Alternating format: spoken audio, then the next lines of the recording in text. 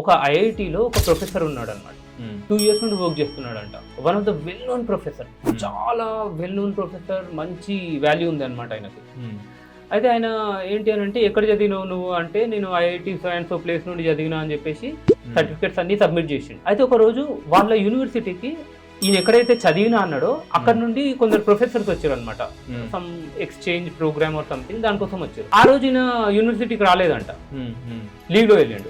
ఆ ప్రోగ్రామ్ ఒక 1 week ఏమో జరిగింది, 1 week రాలేదు వాళ్ళు వచ్చినప్పుడు. ఏంటా ఆయన ఎందుకు రాలేదు, వాళ్ళు వచ్చినప్పుడు కలవాలి కదా, తెలిసిన వాళ్ళు ఒకరైనా ఉంటారు కదా, లేకపోతే వచ్చి చెప్పొచ్చు కదా నేను మీ దాంట్లోనే చదివినా అని చెప్పేసి. డౌట్ వచ్చిన వాళ్ళు ఏంటా ఇదని చూసిరంట. చూస్తే తెలిసింది ఏంటి అని అంటే, ఆయన సర్టిఫికేట్ వెరిఫై చేస్తే ఆయన 8th class డ్రాప్ అవుట్ అంట.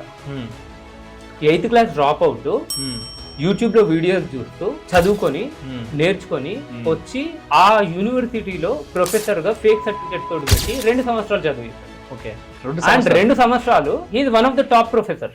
Okay, not just teaching, one of the top professor లాగా ఉన్నాడు. 2 సంవత్సరాల తర్వాత దొరికిపోయాడు. అయితే నేను ఇది ఎందుకు చెప్తున్నాను అంటే, ఎడ్యుకేషన్ అనేది నువ్వు ఫౌండేషన్ నుండి, నేను ఆయనని అప్రిషియేట్ చేయాలా లేకపోతే ఏం చేయాలనేది నాకు కూడా క్లారిటీ లేదు. నేను అనేది ఏంటి అని అంటే, చదివేటోడు చదువుతాడు కానీ ఏజ్ అప్రోప్రియేట్ ఉండాలి.